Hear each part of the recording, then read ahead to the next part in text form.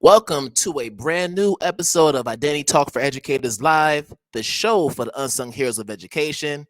I'm your host, Kwame Sarfo-Mensah. And if this is your first time tuning in to this podcast, I welcome you and I hope that today's episode is one that will allow you to come back for more content.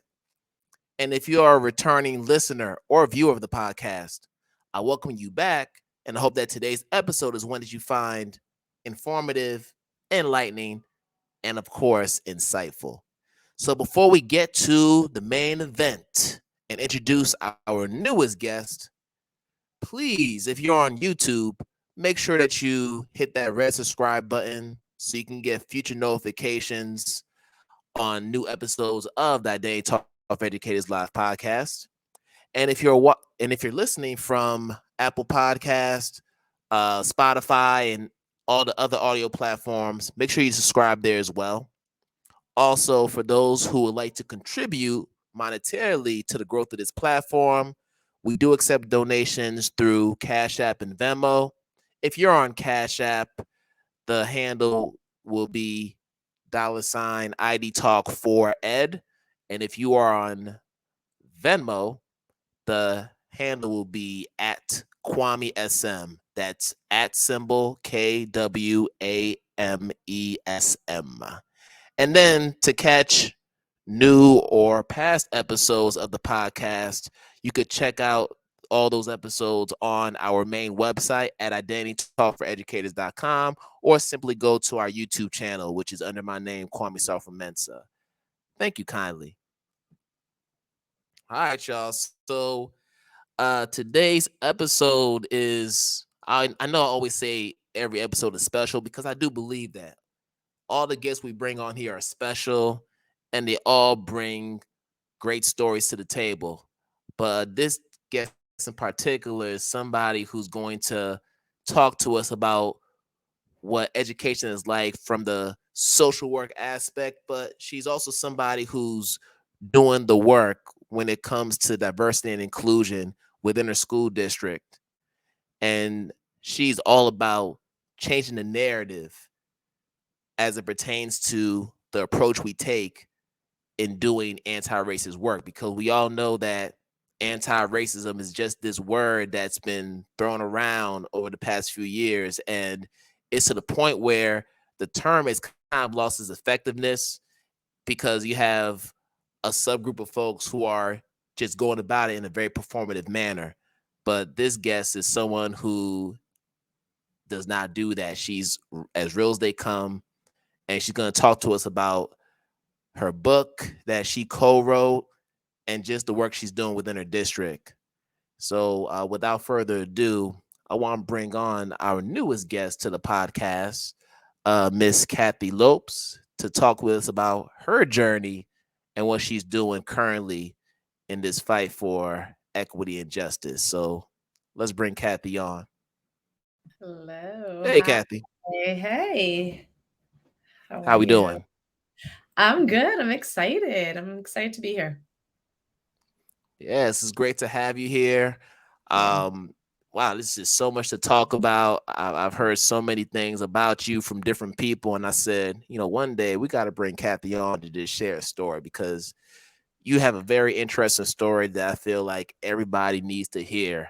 I've had a chance to listen to other interviews you've done with different people, so I have a little bit of an idea of who you are, but I want to give you the opportunity to share with our audience who you are and what ultimately brought you into this field of education. Yes. Okay. So where does this story begin? I think so because this is really it's called Identity Talk, and I think my identity is such an important piece about how I do this work and how I show up in this work. And it really started with my experience in education. So I am a child of immigrants. My parents both migrated here from the Cape Verde Islands and settled and raised us in a southeastern town in Massachusetts. So here I am, first generation American in a predominantly white community and going to school in a predominantly white education system. And that never changed from kindergarten all through grad school. I was in predominantly white institutions. And the different ways that my identity showed up in these spaces, and the ways that I wasn't affirmed in my identity as a Cape Verdean or as a Black girl. And so I recognized that once I got to a place in college where I was taking some sociology courses and really starting to dig deep into this and making these connections with my experience with education, with my racial identity, my ethnicity, my gender.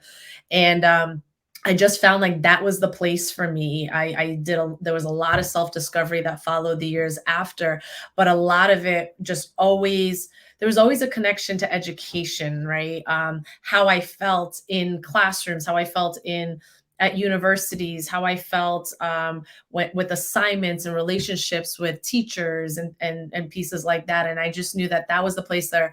I had done so much self-discovery and was able to really unpack a lot of how the educational system tells us or really pushes these narratives about what norms and standards should be. So I saw a place for me to be really impactful because of my own experiences, and to be able to undo some of the harm with other students that I know was done on me. Have insight, know how to build relationships with certain communities, because that was my experience. So education has always been the vehicle for me in showing up and doing this work, and always bringing a diversity, equity, inclusion lens, and also bringing my social work lens. But I always felt like education was where I could have the most impact. It had the most connection to my story. And I'm still here 20 something years later, and I don't plan on leaving.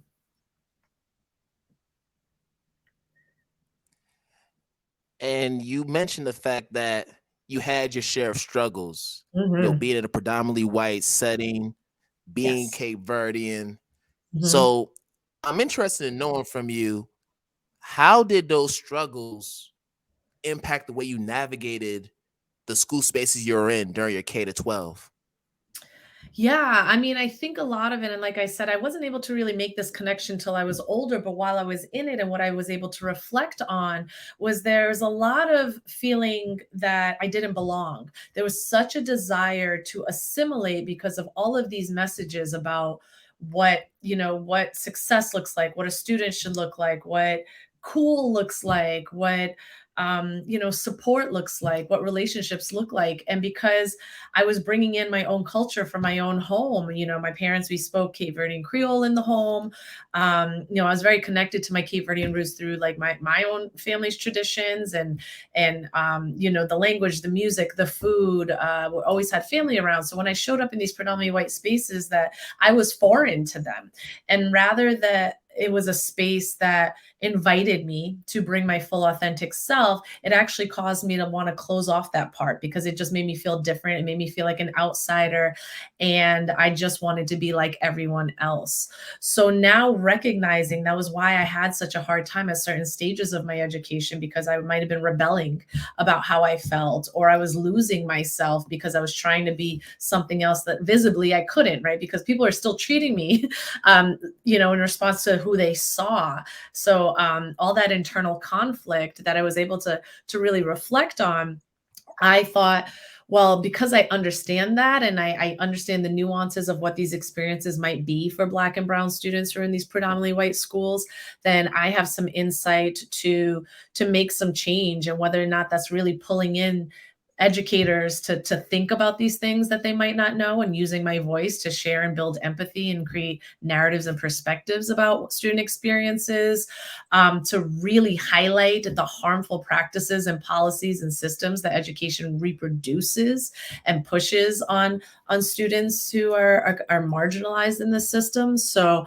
I felt that I had so much insight, my personal insight, and just kind of understanding also through primary, secondary, graduate level, the different ways that policies and procedures play a role. So I bring all of that into the work that I do. Yeah, I also went through a period where I didn't reject my Ghanaian identity. So both my parents are from Ghana. Mm-hmm. So, your neighbor.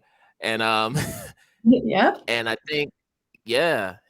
And I think there was a time where I started to feel that internalized trauma because of all the ridicule and the teasing I was Yeah. receiving as a kid. Mm-hmm. Yeah. So it wasn't until I went to Ghana and lived there for 3 years with my father and my little sister, that I Mhm. started to see people who looked like me, and I was Right. able to blend in. They had similar cultural names that I did, so it wasn't the only one with the, with Yeah. this exclusive, unique name that was non-English. So Right. that was a turning point for my life because Mhm. I realized that, hey, like, you know, my culture is pretty dope, and I started to Mhm. take pride in that. So when I came back to the States to continue my schooling, I was a totally different person. So Mm. I'm wondering if you ever had the opportunity as a child to go to Cape Verde as you know, when you were younger. Yeah, so I've been to Cape Verde, but I didn't actually get there until I was in my early 20s. So I had actually, I Oh, believe I had graduated from college at that point. So I wasn't able to go there as a child. And I, listening to your experience, I think it would have done me a lot of good, and helped instill some pride, because I think that that's part of what was missing from my experience. There weren't opportunities for me to demonstrate or to feel prideful about my culture. The fact that I was bilingual, the fact that there was this music that my culture produced, there were these amazing foods, our values, the way we celebrate and honor and even mourn, right? And these were all things we did here in private, and then I go back out and everyone's like, oh, you do what? Oh, that's what you eat, or that's you wail at funerals and services. So there wasn't an opportunity for me to share it in a way that was really prideful and engage people, and just being like, oh, that's really interesting, and that's dope. I didn't have that sense of pride, until later. I will say, I went to college and I went to UMass Amherst, and there was a broader Cape Verdean population, and I start to see people who's I recognize the language and who look like me and who had hair like me, and I definitely gravitated towards those communities, not only Cape Verdeans, but also just like those who are immigrants or children of immigrants, because who had these similar stories of feeling that you didn't belong in this country, even for those of us who were born here, right? Because these messages say, if you don't act like this, you don't look like this is, if you don't move like this, then you're non-American, or there's something wrong with you, or you're violent, or you're stupid, or you're ugly. I mean, all of these things that we can internalize because we're right, not seeing ourselves. right. Mhm. And would you say that college was the first time where you really found your community? I would say yes. I think so. I definitely think that was the first time I really started to show up as a Black woman. And Mm, just even in like my social scene, or where we went to dance, or in relationships.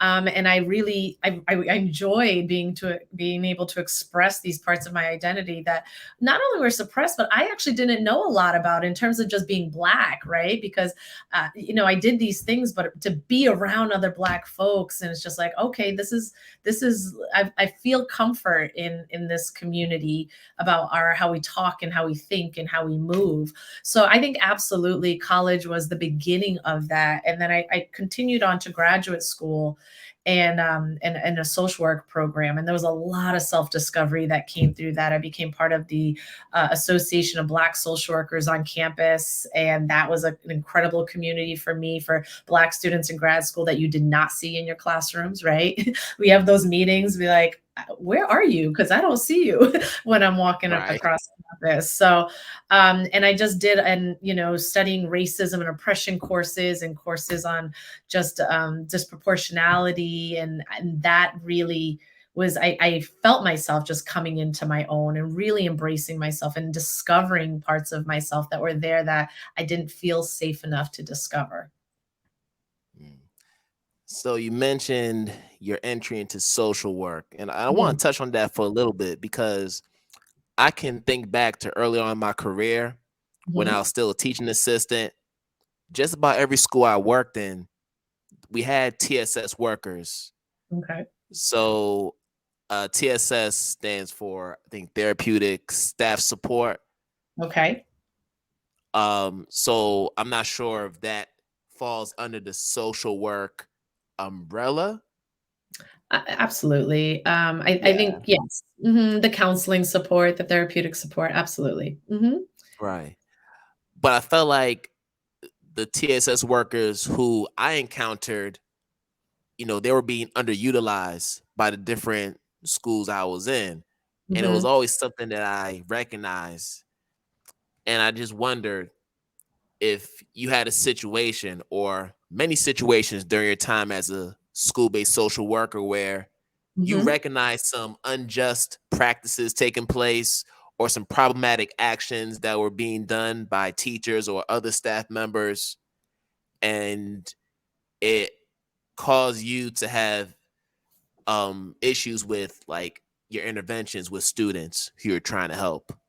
Yeah, I mean, absolutely, particularly as a young school social worker, but some of that stuff still even plays out today, right? And I think that we speak a little bit more openly and call it out more. But back then, you just see how, particularly students and Black and brown boys, how there's less tolerance and less patience for them by teachers. So, like, they're asking, just take them out of the classroom. They're disrupting my classroom, or let's suspend them. So, you see when policies are around just our tolerance around what we assume is or we code as misbehavior or violent or aggressive or disrespectful, and how that always aligns with the behaviors we see from black, or a higher percentage, it aligns with behaviors we see from Black and brown students, while white students might be doing the same thing, but we're able to say, oh, or they're children, or this is just them developmentally, and we don't give that level of grace for Black and brown students to the same extent. So as a school social worker, you often are dealing with the kids that folks felt like they didn't know what to do with them. So just get them out of here. They're not learning, they're a disruption, and not really considering, what about the environment am I what that's creating this person to reject my environment, right? What is saying you don't belong here, so therefore you are going to reject the space or find ways to be removed from the space, or just try to assert some level of self-control because you feel so powerless and unseen in a space. So those are the things that a social worker or a therapeutic support with opportunities. Yes, we want to support the children, but what we want to actually do is take a step back and look at the systems and the structures and the policies that are reinforcing this really superficial thinking about students who look different. So it really pushed me to be like, no, I need to do more. I need to be able to have these conversations at the decision making table to help people understand this policy or this procedure or this standard actually does a disservice and causes the very behavior, the problematic behavior that you're trying to exclude from your class, which therefore perpetuates, the story. And all of that, right? And a lot of that still happens today. Our discipline rates are still incredibly disproportionate in numbers, where we see Latinx and Black students, particularly Black boys and Black girls, get disciplined at higher rates. We see in terms of AP courses and honors classes that certain students make up those classes and certain students don't. And I think also another piece for me when I connect my story and education is I was a really smart kid, and for a lot of my early elementary, I was really performing, high performing. And then when I got to middle school and high school, and my identity started to come into question, and I became really unsettled with myself, I started to reject education, and I started to rebel in certain ways or not produce in ways that I did. And there were a lot of assumptions about my intellectual capacity, because I was kind of presenting as this person who was just uninterested in education. So I know that there were a lot of educators who made assumptions like, she's not smart, she can't do this, she has attitude, who knows what her home life is, not recognizing that education was an incredible focal point from my home life. And it was a huge value that my parents instilled in all of us. But all these misperceptions could happen because I'm now rebelling, not because I don't like learning and not because I'm not capable, but because I am unsettled in this environment and I'm trying to adapt in a way that feels safe to me, or a way that gives me some sense of power. So I think being in a position where I can be helping create or undo those policies that really push students to perpetuate these really harmful narratives of students who looked like me or look like me now, is really, really important to the work that I do.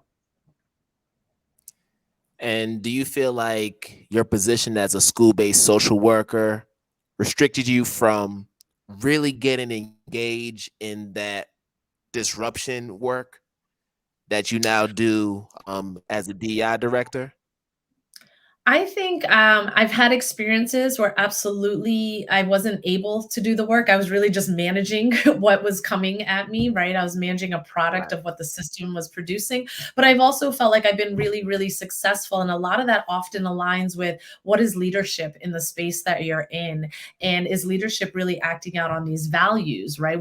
Who's managing these systems? And in places where I've had really strong supervisors or school leaders or principals or directors who, one, really valued this idea of equity and safety for all students, and who said, I know you're the expert in this content. Go do it, and I will provide the support, whatever resources, whatever communication, whatever backing you need. So even if I was a direct worker in the school, I still felt like I was productive in the fact that I got to like really push back on some teachers, or engage family members in a conversation. But if I was in a place where, and I think you use the word performative, right, where a leader brought me on but had no real desire to do the work, then I got really frustrated. I felt like I'm a part of the problem now. So I've had both of those experiences in my career. I think now I'm at a place in my career where I can assess it earlier, and I don't go to those places, or I make it very clear for me to do work here. This is what's really important.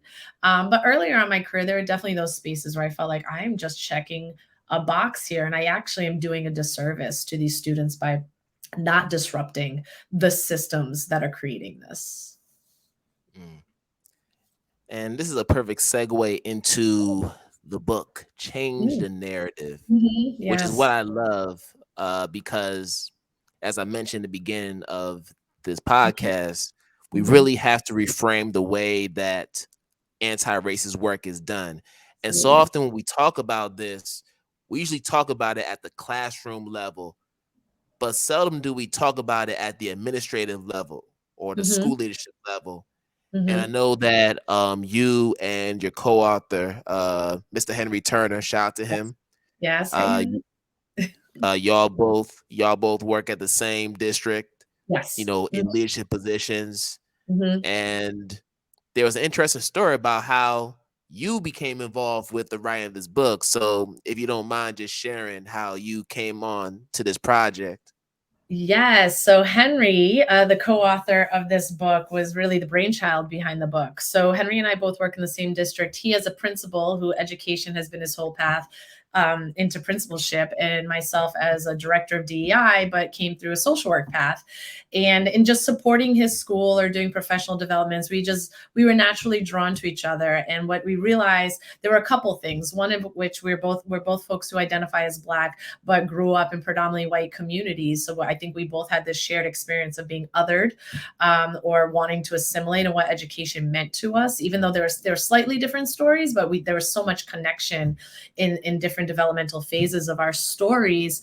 And I think we both had such a strong commitment to this work because of that. What we later found out is we both went to college at the same place, and 3 of our 4 years we were actually there. We don't remember each other, but we still now can kind of recall a lot of oh yeah, you were there for that, or I remember when that was happening. So that's just like another connection, that we share the same alma mater within the same time.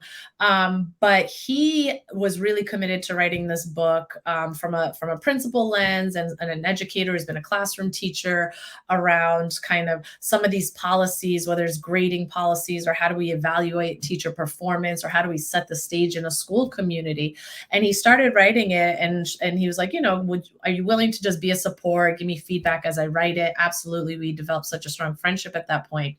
And then a little bit into it, he's like, why don't you just write it with me? And I was like, wait, what? This is your thing. And he convinced me. And what we really love about the book is that we were able to we definitely have a similar voice and what we believe is important, right? Our values in this work are completely aligned, and we always knew what the message was that we wanted to get across. But because of his educator path, and because of my clinical training path, we felt like it has a more comprehensive just kind of overview of this work. So where he's talking a lot about these policies and procedures, school-based policy and procedures, I'm really thinking about kind of the identity piece work, the learning, how do we bring community in, how do we build empathy, how do we enhance our self-reflection and our own knowledge about historical racism, how do we engage with people and things that are new to a lot of folks, and how do we listen, how do we add value. So I think the book really captures a lot of what is needed in order for this work to be done. And we wanted to talk about it from a leadership perspective, because like I said, this can't be done unless the leadership, right, and those who are decision makers and those who are stakeholders are really supporting this work and really convicted in this work. So we wanted to bring in leaders to say, if you want your school to move in this direction, there's a lot of self-reflection and internal work you have to do to, one, recognize what gets in the way, what's going to be difficult, how do you manage learning some new things or hearing some things or seeing things differently, and then how do you move a community, how do you move your faculty and staff, how do you empower students, how do you bring along families, how do you work with resistors that are always inevitably going to show up in the community in multiple ways. So I think the exciting thing about this book is we capture so much of it with again, one joined voice, but with so many different experiences. So I think there's a lot that you can take from it. So we're really excited. Yeah. And I think what's great about this book is the fact that it's not only targeting school leaders and administrators, but it's also reiterating the fact that this work has to be done as a collective.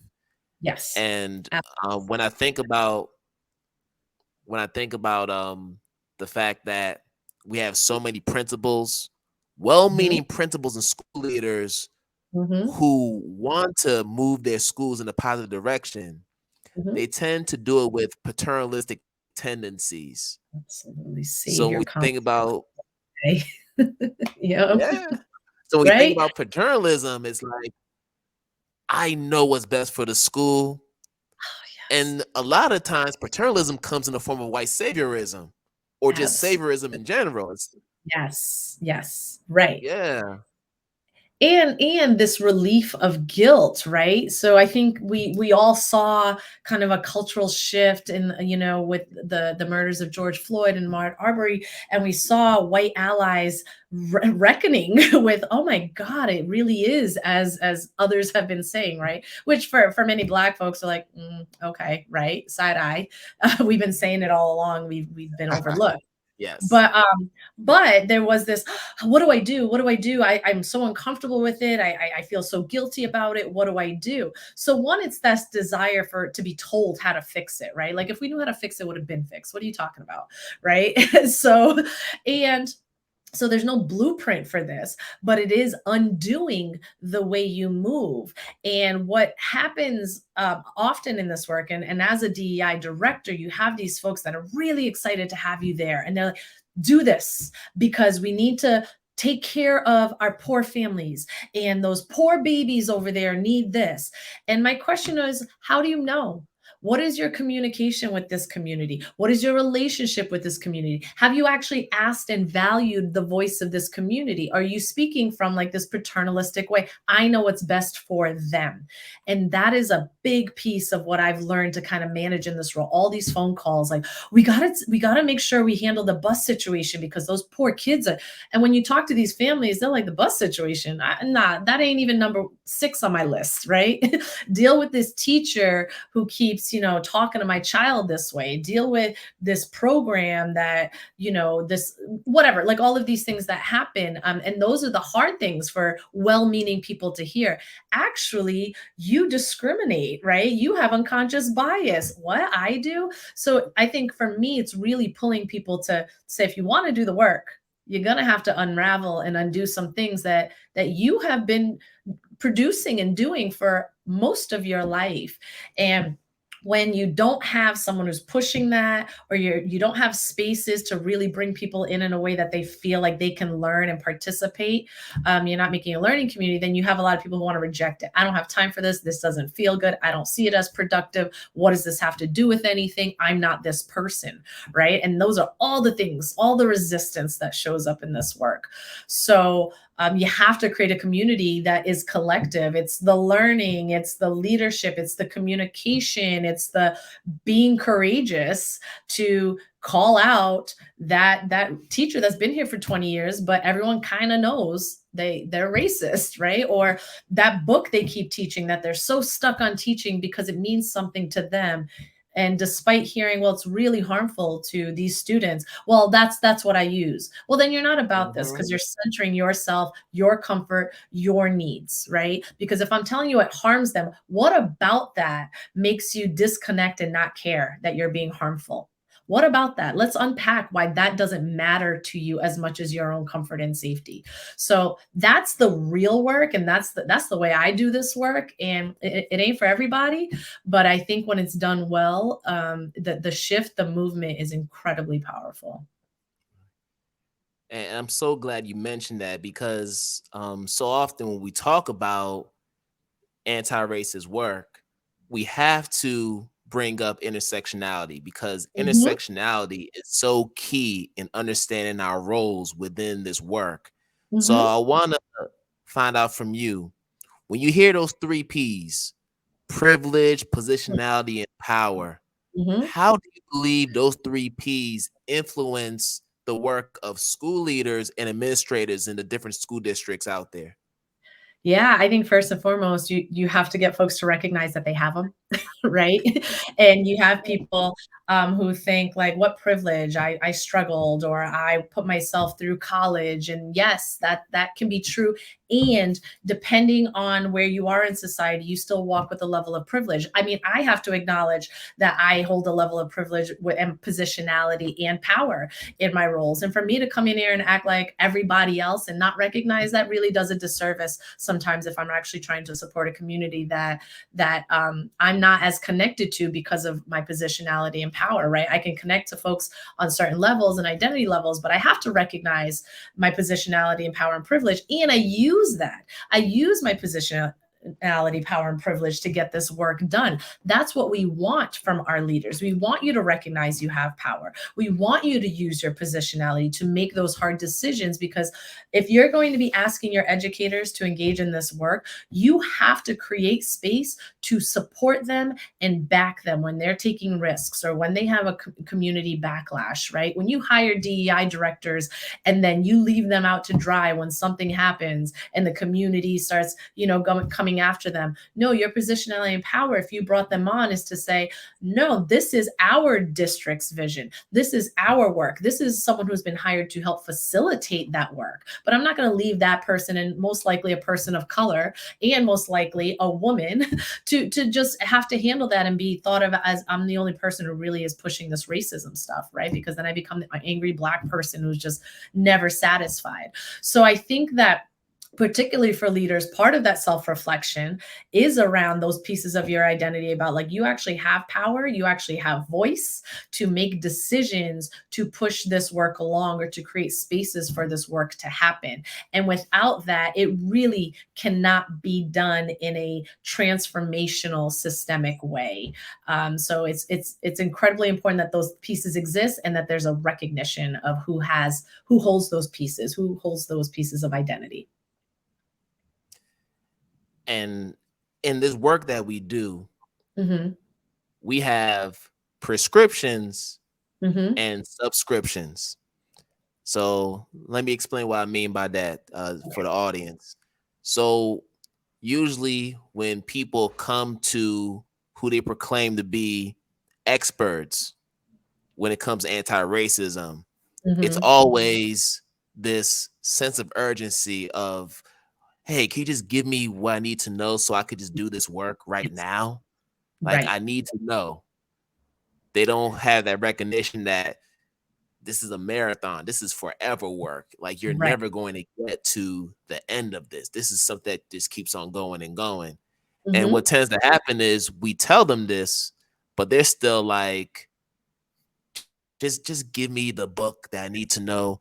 Can I get your slide deck if you did a presentation so I could just do what you said and just apply it to my class? But Right. how many of us are subscribing to this work? Like Right. we prescribe to get people to subscribe. So I'm wondering, in your work that you do as a DEI director, Mhm. how do you provide prescriptions in a way that protects not only your mental health, but also doesn't allow you to be that angry Black woman and succumb Yeah. to racial battle fatigue? Yeah, I mean, I think being a social worker, right, I'm really mindful of that. I'm really mindful of kind of how much is too much, or when do I need to take a step back, or when is this institution or organization just not a good fit for me, right? But I also think that part of what I push, right, is a cultural shift. And so for me, and particularly with my social work background, is creating a space for folks to really understand that this is lifelong work, that this is the self-reflection and internal piece has to happen. So how do we create stories to share narratives and to think about a racial identity development journey, and think about relationships with students and really care about relationships with students? So I really try to pull in folks to see, right, to unravel not only the harm that exists, but the ways that you inflict harm unwittingly, right, unintentionally, when you want to go touch that student's hair because you thought it was pretty, or when you said someone sounded so smart and you were so surprised, right? That doesn't mean you're a bad person, but we have to kind of get you to recognize that, one, you do it, and two, that it actually lands in a certain way. And if you care enough, then you're going to be committed to doing it differently. What I will say though is that it is really, really hard, because you do get white fragility, you do get defensiveness, you do get attacked when you call folks out as an angry Black person, or sensitive, or you heard it wrong, or you couldn't take a compliment, or and all of that. And I think, again, it really comes back to, one, like your leadership and feeling like you have the support when harm's been done, that someone can step in and say that we have to hold you accountable for that, and we have to try to repair the harm, so that I feel like I continue the work. But then we also have to just create allies that are willing to hold people accountable for that, right? So you want to do this work. When that white woman says something to me that you all heard, don't come into my office later and say, I'm so sorry that happened to you, right? Step in the moment and hold your community member accountable for the harm. And we want to do that in classrooms too. When we see students causing harm and using the N-word, or, all these racial slurs, we want teachers to interrupt in the moment. So when we talk about performative, is folks saying like, oh, I didn't know what to say, or I didn't know what to do, or I don't think it was that bad. That is not being anti-racist, right? That is actually allowing racism to persist and to thrive, because you're centering your fear, your discomfort, whatever it is. So creating a community where people feel like, and I don't want to say safe, because we can never have people feel safe, but that they find opportunities to really explore and learn and make mistakes and feel like it's okay that I don't know, is really, really important. And that is so fulfilling to me when I see that shift, when I see folks taking risks, when I see action actually aligned with what folks are saying, that they're committed to, that it aligns with their values. But you also need leadership, you need policy support. We have a statement of values and commitment that really talks about, what does it mean to do this work? What does it mean in hiring, in curriculum, and holding students accountable when harm is inflicted, engaging families, all of this cultural representation all over. And we hold folks to that. So when we see folks deviating from it, we say, if you want to work here, this is who we are. This is who we are. And that is, that's a protocol, that's a guidance, that is a procedure we've put in place to try to keep people on track. So you can have anyone facilitating workshops all day, but what are you doing to support that work is sustainable, that work continues, even when folks hit a wall and start saying, this is too much. Another thing I just want to add too, when I do trainings and we talk about culturally responsive instruction, undoing these harmful narratives and these terrible curriculums that many of us grew up in, learning about all of these things that left out folks who look like us. And teachers get real, oh my goodness, I never knew this. But am I going to get paid to learn all this?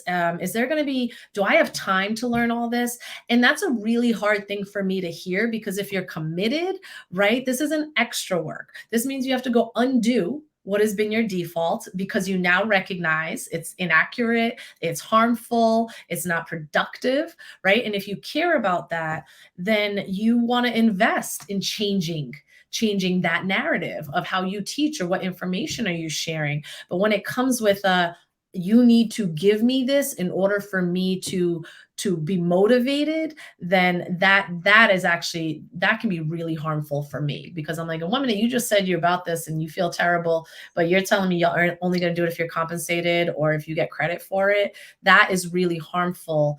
And I need you to understand how that lands on me as a woman of color who's had these harmful experiences inflicted on her all her life.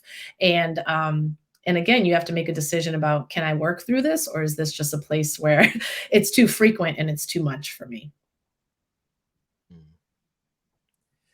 So I know, as a DEI director at your school district, which has been for a few years now, you know, you've put in a lot of different policies, procedures, and protocols as a way to bring accountability onto staff members and faculty. So I'm just wondering, from your perspective as a director, how do you see growth in the teachers within your district? Because whenever you're bringing in this paradigm shift that we're calling anti-racism, there has to be some evidence of growth that lets you know that, hey, we're not where we want to be, but something is working here and it's keeping me optimistic. So I would really love for you to share some of the growth that you've seen in your years as a director at your school district doing this DEI work. I love this question, because this is kind of, I'm entering my 3rd year of DEI work. And one of the things that is a struggle for me, right, is this white supremacist desire for me to produce quantitative data of the impact of this work, right? And really helping folks understand that those tools that are used to measure success are steeped in white supremacy culture. They weren't built to assess the growth of doing anti-racist work. So it's going to be really hard for me to give you numbers that demonstrate success. But what we can do is, again, change the narrative, take a step back and start to look at our community, start to look at student engagement, start to survey and audit, students' feelings of safety, start to look at your hiring. Are you bringing on more representation, more diverse representation into your hiring, right? Into your educator force. And not only are you bringing them, are they staying, right? Because that's the piece that people, they bring them on, we hired them, we gave them a great signing bonus, but then they're gone, right? And think about like that trauma and that turning table for students too, when they see someone and someone keeps leaving. So, and we also just measure student attendance. Are we seeing more students show up? Are we seeing certain students in certain classes that we hadn't previously and taking different courses? We also have our non-discrimination protocol, which again holds students accountable for racial slurs or any harm that is inflicted, or any reports of harm that is inflicted on a protected class, right? So are we looking at what type of investigations and reporting, and is that changing? Is it increasing? Is it decreasing? Is it more about race? Is it more about gender? Is it more about anti-Semitism, which we saw rise in recently this past school year? And how are we gauging that to see if our restorative work, if our work around healing and helping in the learning around the impact of harm, is that showing a difference in the reporting and the outcomes of investigations, and really understanding that. So I think that there's so many ways to look at to really be able to pull, do people feel like they belong? Are they engaged? We have students from middle school and high school really engaging in social justice activity. We had middle schoolers and high schoolers say, we want to address this. And they did a no walk for hate and brought a walk through the community. And if we're seeing student efficacy and student agency, and we're seeing not only students of color out there speaking, we're seeing white students out there speaking and saying, we want this. That is a demonstration. That is evidence of success and movement in this work. And we can't minimize that because we're looking at MCAS scores or college acceptances or who's in the AP honors classes. Because again, those assessment tools in the system has been designed to benefit certain students. So that is a big piece of how do we demonstrate. Like I get pushback all the time. Well, we need to see data. We need to see data. So my job is to really educate folks on what is considered data and why do you hold more value in this particular data and not this data? Because if we have students and parents saying my student has never felt so good about learning, that is data. So that is how I try to assess it and try to deliver it and try to capture it again through surveys or narratives or just, like just paying attention to what has increased here and what has decreased in particular areas that we knew were problem areas. And I want to talk about accountability. I want to stay on this for a second because I feel like in your position, accountability can be very tricky. And here's what I mean by that. And I'm going to bring in restorative practices in this conversation because I feel like the work that we do as anti-racist educators is restorative because it's not about being punitive. It's about bringing people along on this education journey. That's why when you hear Loretta Ross say, let's call people in, or if you hear Sonia Renee Taylor say, let's call on people to do the work. Yes. That's the accountability. But that also means we're trying to build community. So in your district where you have teachers who get evaluated for their instructional performance, for their interactions with students, how does all these things we're talking about factor into this evaluative process for teachers? Because there has to be accountability somewhere. Because we have to find a way to filter out the teachers who are committing these infractions. Yes. So I can speak to a few things we've done in our district. And again, like I'm just really grateful to be in the district that I'm in and be supported to push this work because a lot of it is systemic change. So one of the things that we have is we have this protocol where any student or any parent can say, this has been my experience. And you can report on a teacher, you can report on a classmate, parents can say, I had this experience, and it is investigated. There's a system of investigation and having to determine whether or not it's substantiated or not, right? So we've made that accessible to everyone. And if you want to do it in private, because sometimes there's a lot of risk in a Black colleague reporting on someone or a Black student when teacher holds the power of your grade, right? So there are ways to even do it anonymously or do it online. So we try to make it as accessible for people to share their stories, in which we are required to do an investigative process. Now, through that investigative process, a couple things might happen, right? We might find out it's bogus. A very limited amount of times is it actually bogus, right? Or we substantiate and we confirm that actually happened exactly how it was told. Or even sometimes we find out it didn't happen exactly how it was told, but something still happened and we still have to address it. So through our protocol, we are very clear that this is about learning, building community, a restorative process, healing. We want students to be people to be able to return to their community, and we want everyone who not only inflicted the harm but who observed the harm to be a part of the healing process. So and developmentally appropriate. So even in young fourth grade, teachers are bringing in kids for a circle to talk about what happened at recess in an educational way and letting parents know this has happened, all the way up to older students where, social media and things happening and bringing folks in and hearing having someone say, this is what it felt like when you put that on social media about me. And most of the time, people didn't actually mean to hurt someone, right? They're just kind of caught up in their developmental ages. But when they hear that and when they learn that, they're like, I didn't even know, or I was just being stupid, or I just repeated something, but I'm hearing the harm. I'm recognizing the harm. And because we've built community, I'm going to apologize, and the community around me is going to be a part of this process. So that's just one way that we are really trying to create some accountability when harm has happened. In addition, we've been doing a lot of training with our staff and our educators to really think about racial identity, to think about culturally responsive instruction, to think about white supremacy.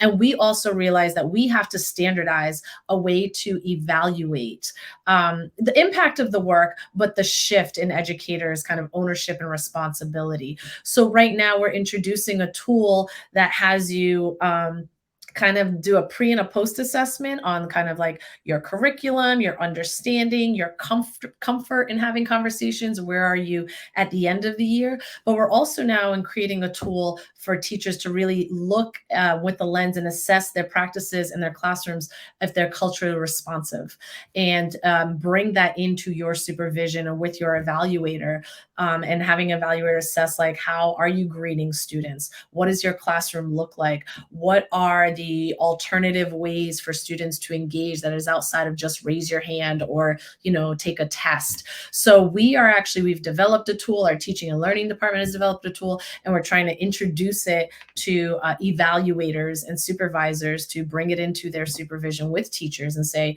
here's an area that we're going to focus on this year. So again, those are some of the systemized things that we're doing to support this work. Wow. Having teachers do their own equity audits on not only themselves, but on their curriculum materials within the classroom. That's very cost effective, I might add. Yeah. Yes. Yes. But it works when you have a community that says, okay, we want to do it. Like, all right, we're about it. And when you have, 75, 80% of the community doing it, what happens is the 15 or the 20% of resistors start to become outsiders, right? We don't give them the power of that voice. So then they either decide, fine, I'm going to join, or this place isn't for me. And if that's the case, good riddance, right?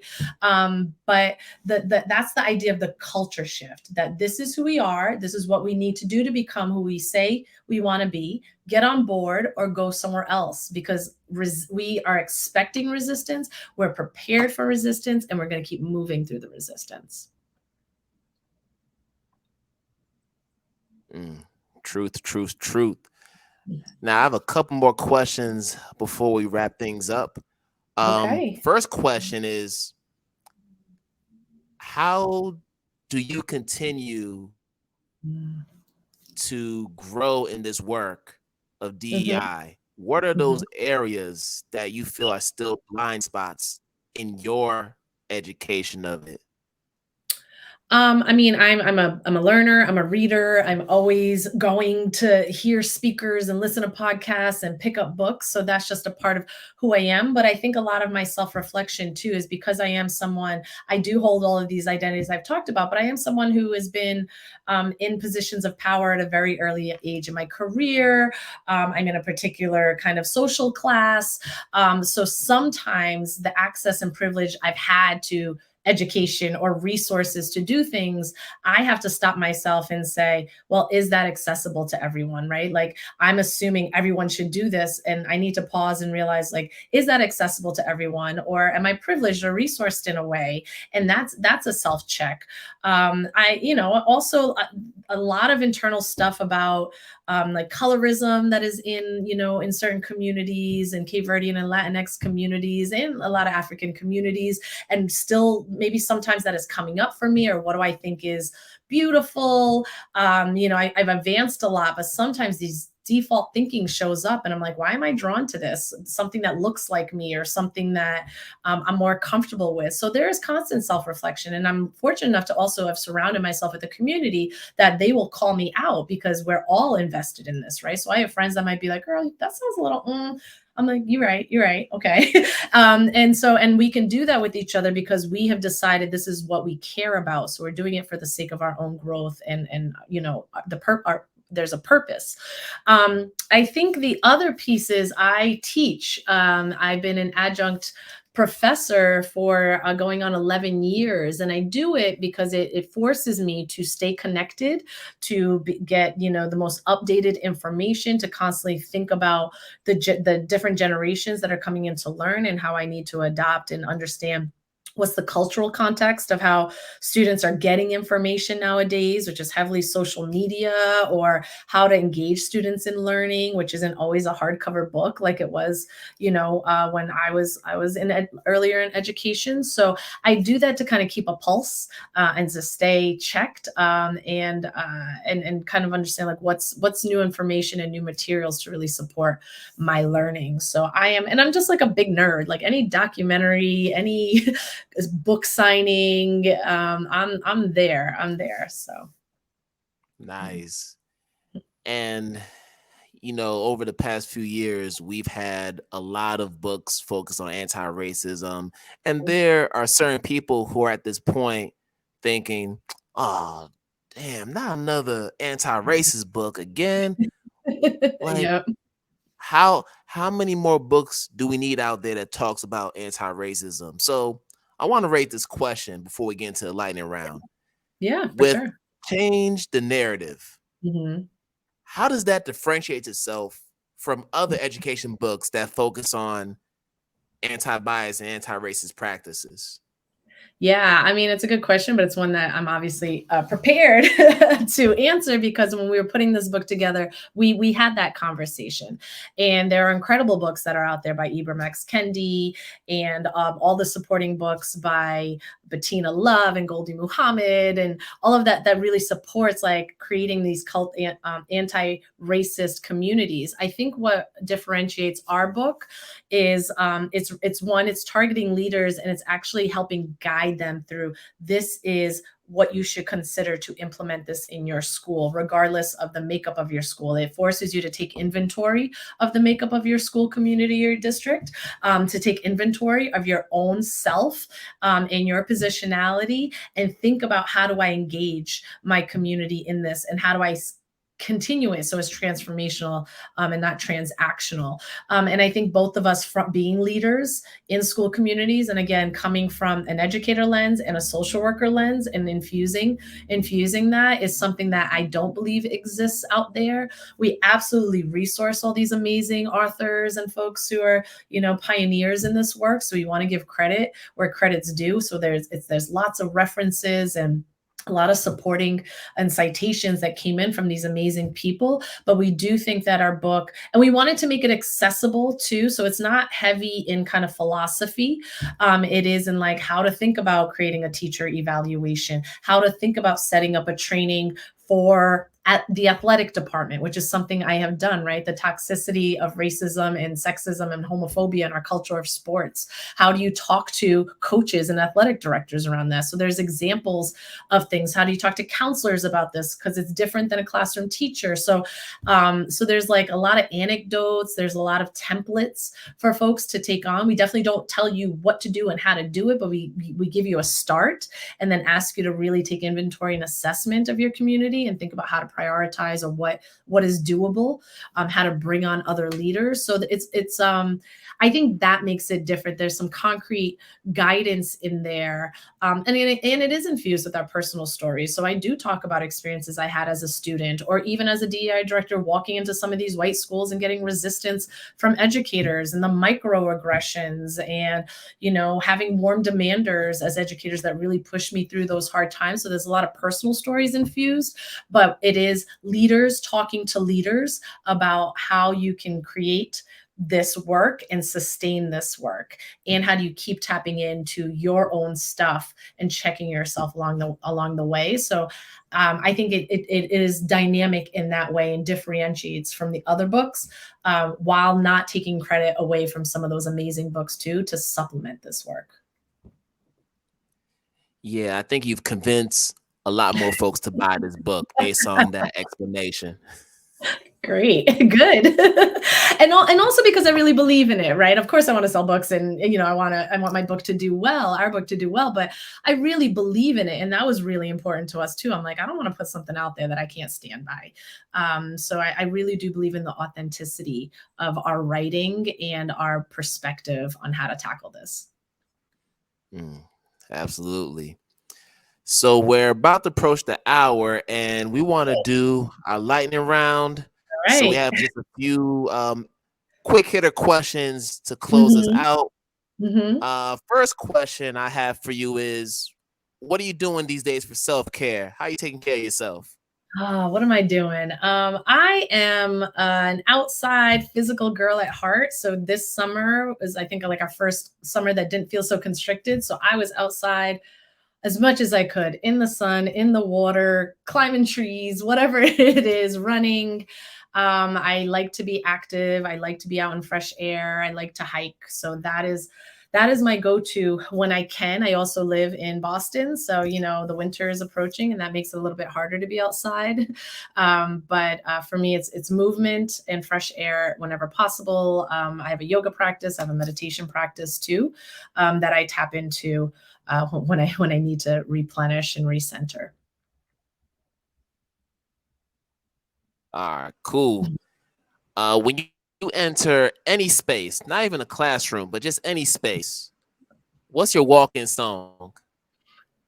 Gosh, so it's hard, but like the person that always comes to my mind when I think about like who I am or how I want to show up is Beyonce, right? Like Beyonce just exudes like Black female badass, right? So Who Run the World is a song that always kind of plays in my back, especially like I love supporting Black and brown women too. I love Black and brown women, like we're just so dope. So that, and I think even just her new album, there's so many tracks in there that are about like self-love. So I think like really anything Beyonce that is about just being dope and being Black and loving yourself and being a woman and being powerful, I'm always drawn to. So Yeah, so you've been bumping that Renaissance album I hard still, show huh? every single song. Some of them maybe not so appropriate to walk into a classroom playing, but but for sure. Of course. Um, if you can invite 3 influential figures, dead or alive, to dinner, who would they be? I think first and foremost, it has to be the woman who was the most transformational author for me, which is Asada Shakur. So reading her autobiography really was kind of like a significant changing point in my life. So love to just even offer her, my gratitude for the impact that book has had on my life. And I think the theme of just like strong Black women and Black authors or Black women who are just showing up. I'm a big fan of Brittany Cooper. I'm a big fan of Michelle Obama, also Barack Obama, but so these are folks like just to be in their presence. Sonia Sotomayor, Supreme Court Justice, and her story to the Supreme Court. So just like strong women of color. They're the first that come to mind, but the list is long. The list is long. All right. Second to last question. Who would you like to see as a guest on this podcast? You've gone through this experience, so who you think should be the next person or someone in the future we should bring on? I mean, people I would love to hear, and you've already had some dope guests too, but like I said, Brittany Cooper, I love listening to her. There's so many amazing women doing this work that I still learn from: Goldie Muhammad, Bettina Love, Dina Simmons, just Bethay Aiko, and I should probably be shouting out some men too, because I know there's men that do dope work too, but I'm just so drawn to the female voice and learning from them, because I think we have to overcome so much to be powerful and successful in this work, right? That I love getting inspired and learning from really smart women who are really invested in social justice. And that was an intentional move that I made when I first started this podcast, was to make sure that I center as many women of Mm, color, particularly Black women, mm, because just for that reason you mentioned, we don't amplify y'all enough. So if appreciate I could do that through this platform, that's just my small part in helping in that cause. So I appreciate that. Yes. yeah, well, Kathy, thank you so much for coming on. This has just been a dope conversation. I Thank wish you. we could go on forever, but we both have our lives to live, We do. We got work to do, right? and we got So, work to do for sure. yes. But before Thank you you. go, Mhm. um, yes, absolutely. But before you go, please let people know how they can follow you on social media. I know we didn't get a chance to talk about Inclusion Consulting, your own Mhm. firm and the work that you do there, but I want to give you that chance to just shout that out and just let people know how they can learn more about your services and connect with you there. Yes. So I have a Twitter handle, Kathy Lopes 21. That's Kathy with a K and Lopes with an S. Kathy Lopes 21. I have my LinkedIn page just under my name. You can connect with me there. But I also have, in addition to all these roles I've mentioned, my own consulting organization, and it's called inclusionconsulting.com. And it's inclusion with a K. So it's a play on my name, KL. So inclusionconsulting.com, where you can email me. You can kind of see what services I offer. If I'm not available, I really try to connect you with other incredible consultants out there. My book, Change the Narrative, written by myself and Henry J. Turner, Change the Narrative, How to Build and How to Foster an Anti-Racist Culture in Your School, is on Amazon and Barnes and Noble. And yeah, so I think one of those ways you'll definitely catch me. So I try to be as responsive as I can, and supportive, even if I can't provide what you're looking for, but connect you or share some resources. So All right, folks, y'all heard it. Make sure y'all get Change the Narrative. Make sure y'all hit up Kathy to learn more about Inclusion Consulting and her services. She's doing a lot of great work, and y'all need thank to you. get her into y'all school to help y'all out. Thank you. Thank you. This was fun. And I appreciate the invitation.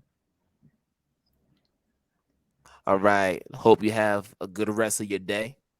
You too. Bye. All right. All right, y'all. So we're about to end another phenomenal episode of Talk for Educators Live. And as always, I wish you all good morning, good afternoon, and good night wherever you are in the world. And we're going to do this again another time. Peace out, y'all.